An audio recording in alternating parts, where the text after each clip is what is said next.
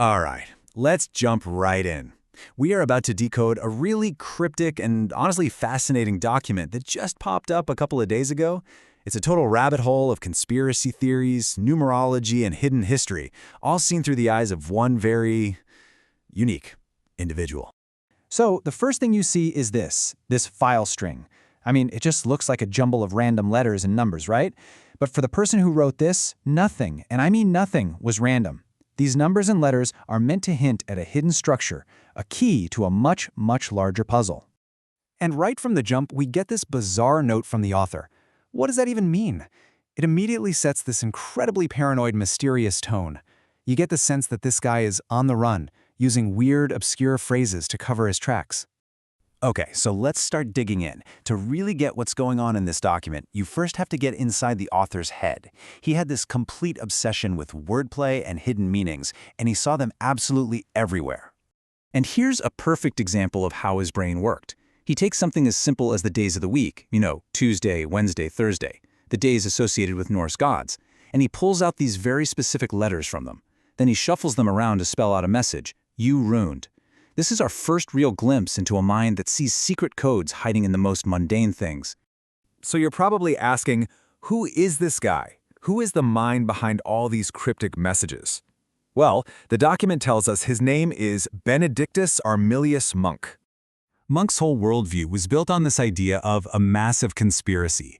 He called it an Anti-Christos System, and he believed it was actively manipulating history, even messing with our perception of time itself to keep us all in the dark.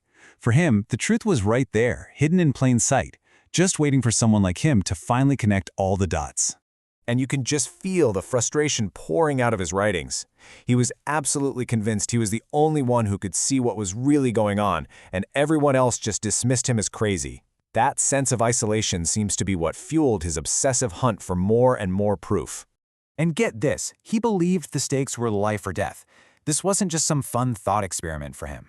In his notes, he talks about having to escape from a 16th floor window and run across rooftops because some unknown authority detail was breaking down his door. In his mind, he was a fugitive, literally hunted for the truths he thought he'd found. So now we're getting to the absolute core of his whole theory, the linchpin. Monk believed he found the master key to unlock everything, in the Bible of all places, specifically in chapter 6 of the book of Revelation. So, Monk is looking at the 4 horsemen of the apocalypse, and through some kind of complex numerology that the document doesn't fully explain, he assigns a letter to each one: M, A, C, H. For him, this wasn't a coincidence at all. It was a deliberately hidden code. But it gets deeper. He then takes the verse numbers for each horse, 2, 4, 5, and 8, and he adds them up. What do you get? 19. And for Monk, the number 19 was this huge symbol. It represented the moment that Adam, the atom, AI, and man all converged into one single world-changing force. So here it is, the big reveal. You put it all together, you've got the letters M, A, C, H from the horseman, and you've got this concept of 1 that he pulled from the number 19. What do you get? Mach 1. His entire theory hinges on this. The prophecy from Revelation 6 wasn't about the future, it was fulfilled the moment humanity first achieved Mach 1. So now he has his master key, Mach 1. Armed with this idea, Monk starts combing back through 20th century history, looking for all the events that prove his theory is right. And he zeroes in on one specific year, 1947. He saw it as this nexus point where everything came together. I mean, think about what happened that year. You have Alan Turing laying the groundwork for AI. You have the first major UFO sightings in the Roswell crash. The CIA is officially created. The transistor is invented, kicking off the entire digital age. And for Monk, it all led to one single day, October 14th, when Chuck Yeager broke the sound barrier, achieving Mach 1. But his analysis went even further. He started decoding the acronyms of major inventions and institutions from that time. He looked at ENIAC, one of the first computers, and saw a phonetic twin of Cain, from the Bible. He took Alan Turing's automatic computing engine, the ACE, and connected it to a mark, linking it to the biblical mark of the beast. This kind of pattern seeking is what defines his entire worldview. And the list just goes on, creating this unbelievably complex web of connections. The logic is, well, it's pretty associative. For example, he sees the year 1955 not as a number, but as a command to see, which he connects directly to the establishment of Area 51 that same year. In his mind, history wasn't just happening, it was speaking to him in code. Okay, so as we get to the end of the document, you can really feel the desperation setting in.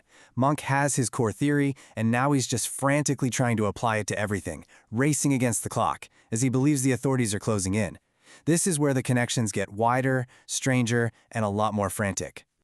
I mean, just look at this chart. He's comparing the processing power of an early computer to the brain capacity of fish. It's such a bizarre data point, but it shows his desperate search for patterns everywhere, trying to forge a link between the natural and the artificial, no matter how obscure it was. He even weaves religious apparitions into his timeline.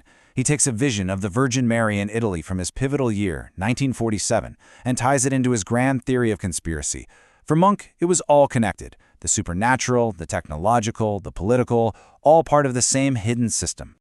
And this brings us to his final personal note in the document. It was written in Latin. According to his own account, he scribbled this down at the exact moment he heard the doors to his building being breached by that unknown authority detail. The translation really says it all, doesn't it?